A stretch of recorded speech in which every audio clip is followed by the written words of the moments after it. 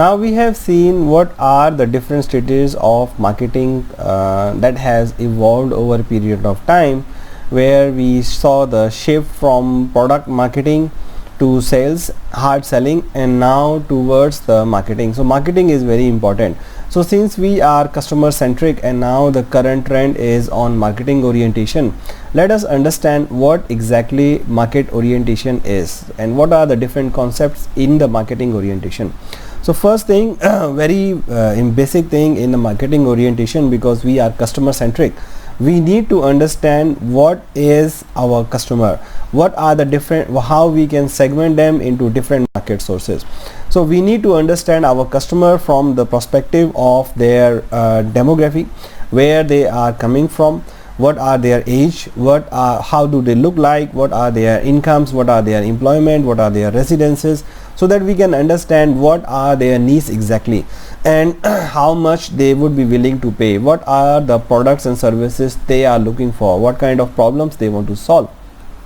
So understanding the customers based on demography is very important. And then when we are doing the recording of sales, when we are analyzing the sales, we do again analyze our efforts and the results of our sales efforts or marketing efforts by the same marketing segments, so that we can understand how our efforts are paying off the results.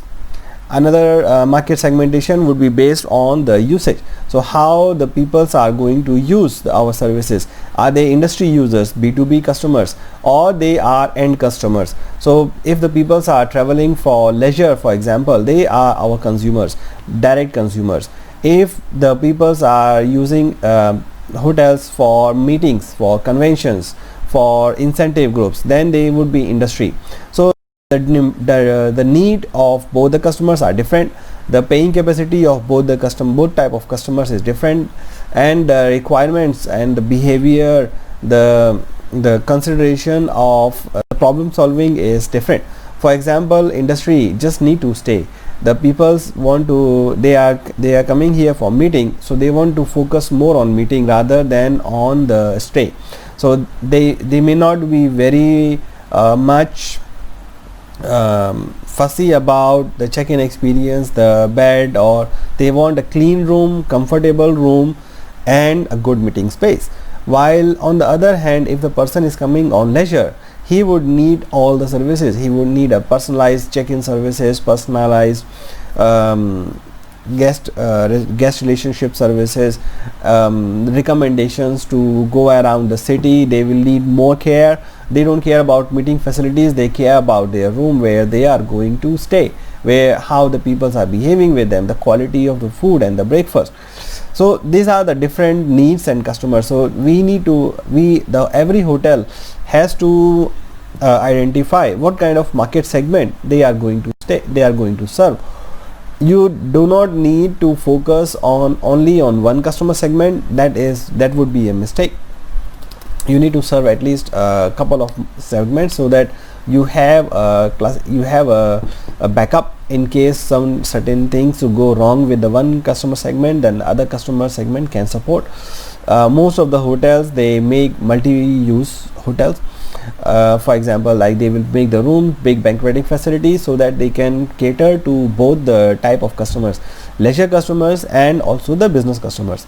Some hotels will primarily focus on business customers, so their room would be small, minimal, but more on the banqueting facilities, meeting facilities, more on the outlets where the peoples can come and eat. So there will be different focus for different hotels. Resorts mostly focus on leisure hotels, so their rooms gonna be bigger, comfortable, giving experience to the customers. So when we are doing the marketing, we need to be very clear on what kind of customers we are going to serve, what kind of customers our product is going to serve. So when we are designing our services, our products, we need to cater to the need of customers. Then the other marketing segment would be based on the behavior, the needs of the customer. That may be value for money buyers, that may be impulsive buyers, there may be specific needs, sense of belonging, prestige. So how does that impact? There may be for example, like meeting spaces, they are value for money. They want the place to stay. They are not really fussy about the type of furniture that you have in the room, the brand of the TV, the other tiles or the decorations that you keep in the room. While for the other specific team, the sense of belonging, prestige customers, loyal brand, which needs a brand, which are Apple, which they buy the products for consumption sense, not as a value for money. They would be care about the deco, ambience in the room, the music that you put in the room or in your lobby. So there are different type of customers and their needs are also different. Impulsive buyers usually are where they cannot make a they cannot resist the resistance to buy, even though whatever is the price or the demand, the supply of the product, they need it. So impulsive behaviors are usually at, for example, airports, where people are who are staying for a long period of time or they have a longer turnaround time between the two flights. They have to stay somewhere. That's why the airport hotels are people's, they don't want to wait on the lounges. So there are buyers who have to make the purchase at any cost. So there will be different needs of different customers. So the businesses has to understand what are their markets. In nutshell, you need to understand the market segmentation based on the demography, based on the based on their usage, how they use it. They use as a intermediary for end customer, or they are the end customers directly, and based on their behavior, based on their needs as well. Apart from marketing segment, then the targeting of the customers has to be very specific based on your product and services that you are going to sell. Whatever you are selling meeting packages, you are selling rooms, you are selling the F&B, you are selling spa, you are selling adventure activities, you are selling your resort activities. So the targeting has to be based on the very specific people's and your marketing message, your sales message has to be very specific to the market segmentation which the hotel is trying to target.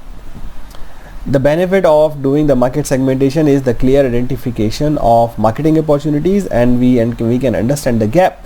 The product design will be based on to satisfy the customer needs. If we understand customer needs, we will be able to design our products and services based on what the customer needs rather than on what we think we want to serve, and focused on the marketing and sales efforts, because we understand now if we do the marketing segmentation and understand our customer needs, we can do a very focused marketing to them. The timing of marketing and the sales efforts differ from each customer.